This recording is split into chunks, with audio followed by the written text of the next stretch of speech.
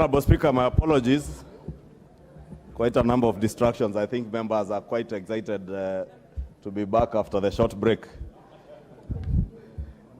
I'm told that we are all behaving like an opening day in school. Honorable Speaker, I beg to move that the Senate amendments to the Public Finance Management Amendment Bill, National Assembly Bill number 16, be now rejected. Honorable Speaker, the amendments, Honorable Speaker, proposed to the debt anchor of the PFM Amendment Bill, National Assembly Bill number 16 of 2023, as proposed by the Senate, Honorable Speaker, would be very detrimental, especially to our work as the National Assembly, in line with the provisions of Article 95 and 221 of the Constitution. Honorable Speaker, particularly the proposal to have, or rather to receive reports and pass resolutions on matters related to national government borrowing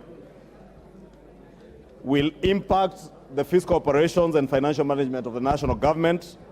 Honorable Speaker, this will further curtail the function, as I said, of the National Assembly in the consideration of national government budgets when they are submitted every year by the 30th of April.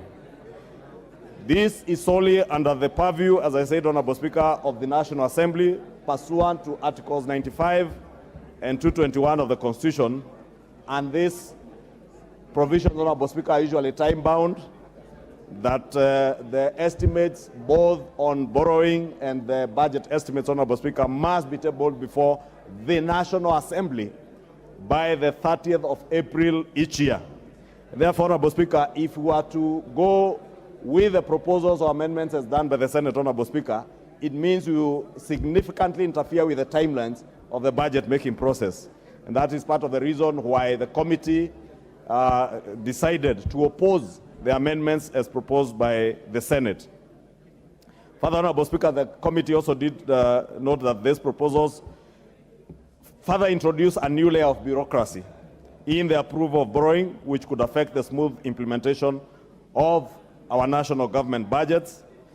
And furthermore, Honorable Speaker, consideration of the report by both houses could lead to conflicting resolutions on the national government borrowing without any available mechanism for the resolution of such a disagreement. And Honorable Speaker, it is indeed true. If there is a disagreement between this House and the Senate on issues to touch on borrowing, it will in a big way affect the budget-making process. Honorable Speaker, the drafters of our 2010 Constitution were clear when they give the power of the purse to the National Assembly. And I note the Honorable John Buddy is back in the House, Honorable Speaker. And having been in this House at the time when we began implementation of the 2010 Constitution, and being an accomplished accountant, he will tell you that the power of the purse having been given under Articles 94 to 96 to the National Assembly, Honorable Speaker, and also in line with Article 221, we must jealously protect that power and mandate given to this House. And therefore, I want to agree that we move this House to reject the amendments done by the Senate.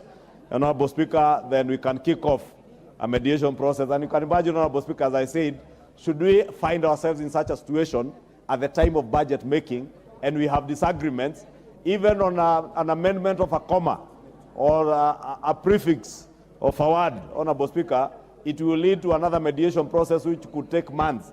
And we have seen with the Division of Revenue Bill in the past, mediation going all the way up to the end of a financial year, Honorable Speaker, almost to the end of a financial year. And therefore, Honorable Speaker, it will greatly curtail our budget-making process. And I want to beg, Honorable Speaker, that we do agree with the committee and safeguard the role of the National Assembly under Article 95 of the Constitution and protect our budget-making process, Honorable Speaker. Honorable Speaker, with that, I beg to move, and I want to ask the Chair of the Privatization Committee, the Honorable Shurie, to second.